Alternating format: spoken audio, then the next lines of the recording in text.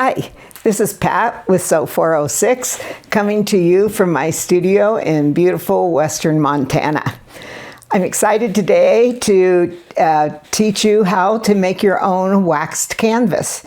Waxed canvas is great for bags, from purses to backpacks to shopping bags, wet bags, whatever you like, and you can easily do this at home.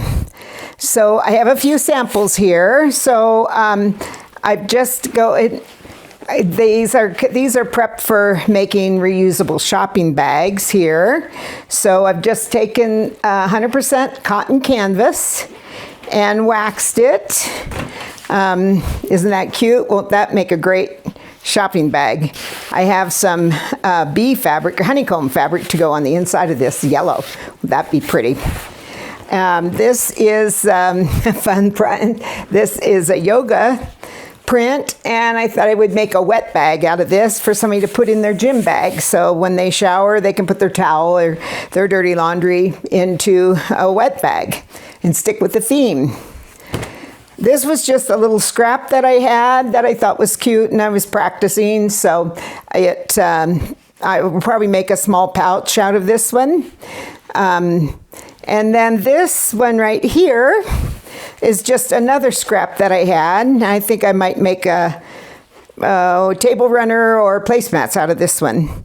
So I wanted to show you a difference here. So this piece is a very stiff piece. I've done this, I waxed this twice. You can see it's fairly stiff. It can still easily be cut with your scissors or your rotary cutter, no problem. Sewing with the wax canvas it should be no problem also. I would recommend a vinyl non-stick foot and needle. If you don't have the vinyl foot, then I would put just some parchment paper under it. It helps glide it along without getting stuck on your feed dogs. So again, this one is quite stiff, but this one you'll see is a lot softer. I only put one coat on this. So you can see a little bit here how you can make this look even vintage, especially if you're doing a solid color. If you just crumble it up a little bit, and then it just comes out as more of a vintage look to it. It's a little harder to see on the print, but you can see it there. So if you want to make it look like it's a old leather bag or something, you can easily do that. So this is only a few things that you'll need. I'm on my work table here, and I put down a layer of Insulbrite because I don't want to risk getting my table too hot, and we're going to be using an iron. And so you put the reflective side up, that keeps the heat going up. And then I have an old towel. I just have this one doubled up because I'm only going to do a small piece today to show you. But if you're doing a bigger piece, then you can I would probably use double towels, or depending on the thickness of it. So then you'll use some natural beeswax. This is available at your craft stores or Amazon. Probably many places you can get this. So I have that, and then we also have paraffin. I'm sure you've seen this in the grocery stores. There are different brands of it that you can get at the hobby stores as well, craft stores. So that's one block of that. And then I have a small crock pot here that I got at the thrift store. And I use this to melt my wax. It can be melted on the stove. I just thought this is safer. You don't have to worry so much about it catching fire. And then I have an old iron I also got at the thrift store. So I think between the two things, I bought them at the same time. I think I paid $12, maybe $15 for those. And then you'll want to get a chip brush or non-expensive brush with natural bristle. This is a 3-inch. If you're doing a bigger project, you can get bigger than 4-inch or more. If you're doing a smaller project, you can get a smaller one if you want. If you intend to do this a lot, you could also get a little better quality brush that you just keep for this. I do this off and on. Sometimes I'll go through and do quite a bit of them, and then other times I don't. So I just go with the China bristle brushes, and then your fabric.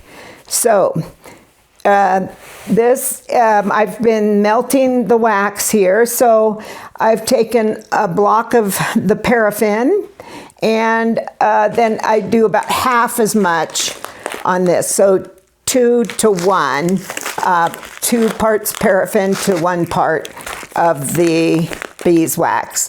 Now you can use more beeswax. It does make the product more supple when it's finished. So the more beeswax you have, the softer and more supple the project is. Okay, so I have my fabric. I have washed it. That's important. I've washed it, dried it, and pressed it. So we're ready to go. So this is all nice and melted here. I'm going to move a little bit closer to my pot. So, you know, those crock pots, appliances all have small little cords on it, so it doesn't go very far here. So simply just going to take our brush, get some nice wax on it, let it drip a little bit so it doesn't get all over, and then we're just going to coat the fabric with it. And there's no particular direction that you have to move with it. Just go over it. And your towel's going to get wax on it, so make sure just an old towel. I just keep this in a package, in a little bin with all my supplies, so I can just use it over and over again. You don't want to put it in the washer after you've got a big pile of wax on it, probably. But it doesn't really get dirty, so... Okay, so we just back and forth till we have it all coated.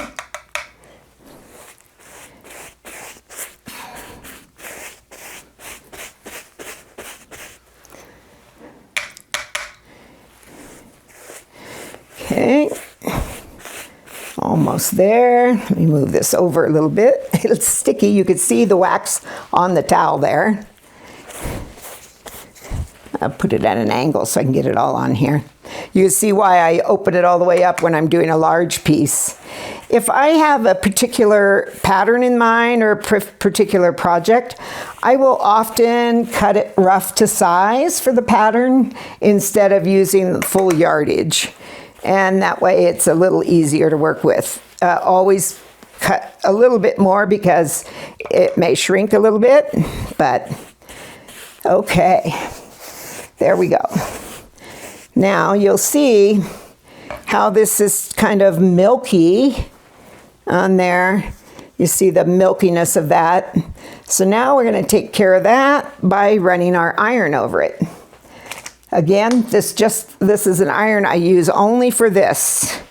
And if you don't have a spare iron or you can't find one at thrift store, you can do this with parchment paper over it. I just figure for the cost of this used iron, it was worthwhile just to have a separate one. So here we go. You see how that smooths everything out all the way to the corners. Okay, so now we're going to look at the back side and make sure everything looks good there. No white spots. If you have white spots on it, that means it didn't get the wax through. So I'm going to go ahead and iron on this side as well. So you really do want to iron this and not just press it. You want to spread the wax around evenly. Not like when we're quilting and we don't want to iron, we just want to press. So, all right. So there you have it. How easy was that? It's way cheaper than buying your own wax canvas yourself. And like I said, it's great for bags of all kinds. So now if I want to put another coat on it, I'll just let it sit and dry for a little bit. Now if you have a surface like this to let it sit, that's great. You can also hang them. If you have like pant hanger, you can just clip it here and hang it from a pant hanger or something.